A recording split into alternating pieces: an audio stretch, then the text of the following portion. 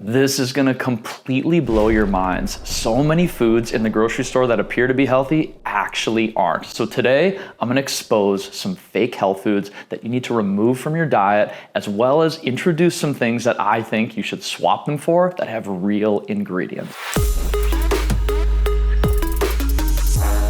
My name is Paul Hadfield. Welcome back to my channel. And in this series, I'm gonna be exposing some fake health foods that are in every grocery store that are full of ingredients that your body doesn't want or need. And I'm gonna suggest some things that you should be having instead of them that are actually good for you. So let's dive in. Soy protein, cane syrup, cane sugar, palm kernel oil, soy flour, rice flour, natural flavors, soybean oil. Guys, this is what is wrong with the standard American diet. We are being marketed to for ultra processed foods that are being sold as health foods, and they're just not. A quick look at these mile-long ingredient labels will tell you that these are not good for you.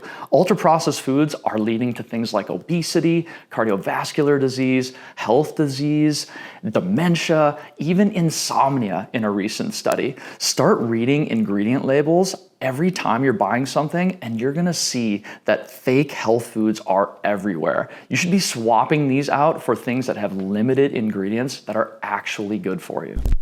Starting with cereals and breads, here are some things that I consider fake health foods. They appear healthy with their bright packaging and their labels that imply that they're good for you, but when you start reading the ingredients, you're gonna see that they're filled with seed oils, gums, and other fillers to make sure they can stay on the shelf longer. Now, I don't eat cereals and breads, but if I did, I would choose options like this that have very few ingredients that you know and pronounce, and a bread like a sourdough, which actually has prebiotic properties, is loaded with vitamins and minerals, and is actually good for you. When it comes to meat and cheese, the plant-based products are being promoted as healthy, but a quick look will make you second guess it. These items are filled with starches, unnatural ingredients, and even coloring agents, because if they weren't, they'd be such a nasty color you'd never buy them. This is real meat and real cheese. This has one ingredient, beef. This is unpasteurized dairy and salt.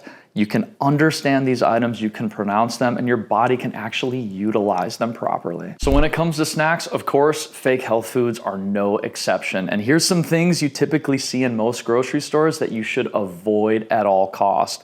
These items are filled with unnatural flavors. They're filled with seed oils, so much added sugar and ingredients that you can't pronounce. When I snack, I choose things like this. These are grass-fed meats, limited ingredient items, things that actually have nutritional value that your body can utilize. So for example, chocolates, most people don't know, they actually have health benefits. There's things called flavanol that benefit cardiovascular health, but this is not the route that I would go. This bar from Lily's is filled with natural flavors, it's filled with seed oils, and just such a high sugar count and things like stevia that you don't need. I would pick something like this, which is just chocolate, a little bit of cane sugar, butter, and salt. Limited ingredients are always the way to go. Another example, this Builder's bar.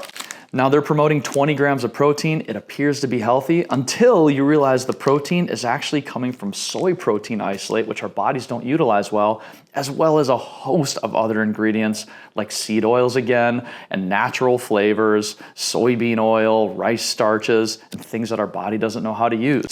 I would pick something like this Epic bar, which is grass-fed beef, onion powder, garlic powder, salt, pepper, and a little celery powder, things that you know and can pronounce and utilize. And then lastly, this almond butter from Justin's appears to be healthy, but upon further inspection, we see powdered sugar, we see cane sugar, tapioca starch, more seed oils like palm oil and gums, things to keep this on the shelf longer, but it's not good for you. I would choose something like this peanut butter that has one ingredient, which is dry roasted organic peanuts.